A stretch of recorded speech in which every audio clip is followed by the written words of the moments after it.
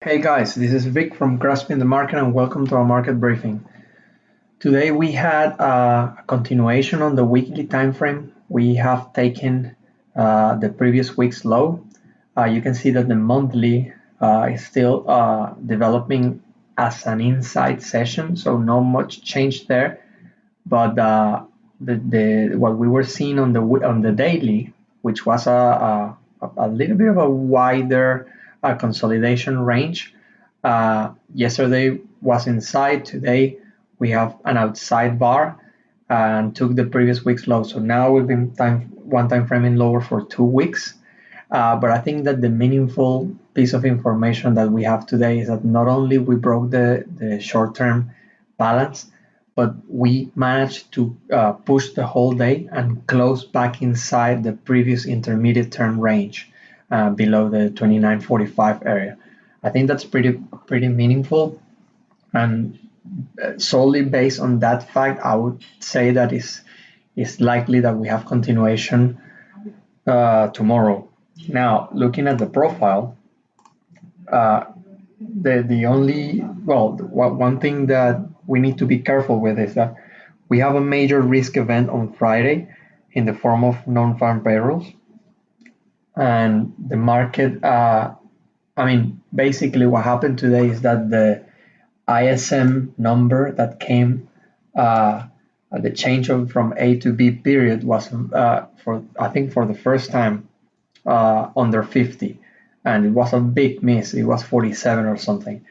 That created tremendous pressure, and before that number came out, I think the chances, and I tweeted, and the whole information on the profile and on the overnight, the chances were pretty good that we were going up. So I think that the market was very well positioned to the upside.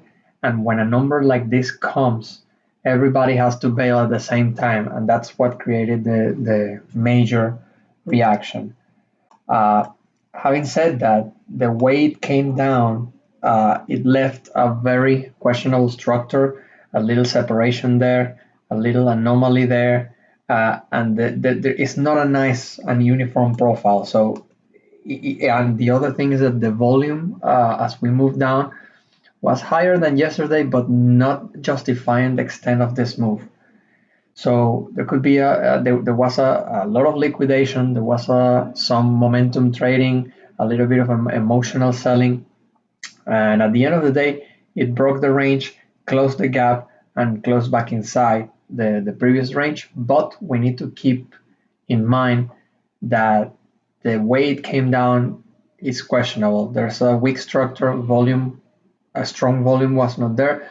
So you need to wonder how far can the market go before we see a correction. So the focus for tomorrow, definitely. If we draw a line on that key 29.45 or so area, I think I would say I'll keep it simple. We close back inside. So what we want to see is there continuation and acceptance below or not? The focus, the immediate focus, is on the afternoon range. You have here a very clear pullback at 29.50. If you get acceptance above that level, that definitely signifies change. And I would imagine that the market, the key reference to look at is this single column that we have at 57 or so. If you get acceptance above that 50 area, definitely there's change. If you get acceptance within the afternoon range, I think that will add to the odds that we will get continuation. And obviously, if you get acceptance below, definitely the next big reference to the downside is the other gap that we have at 29.22. So keep an eye always on the big picture.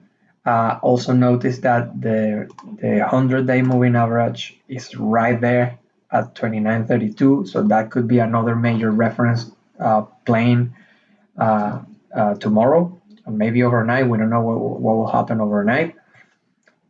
And you will notice that recently I added this chart here. This chart here is a 30-minute continue chart, including the overnight and regular trading sessions of the ES.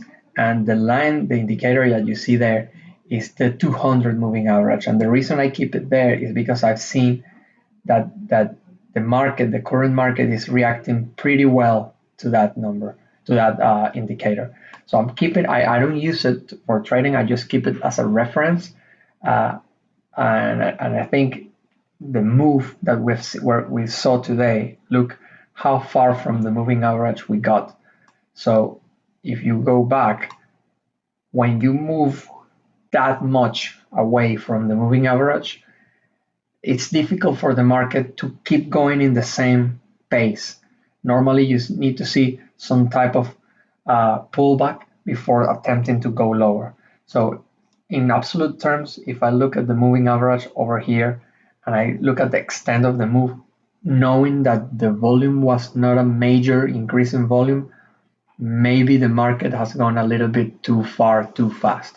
But we will see. I mean, the market can always keep going, and it can do more irrational things for more time that your account can last. So let's keep monitoring, focus. Let's assess continuation from here. Keep in mind that the way we came down was questionable, but focus on the references and the nearby structure.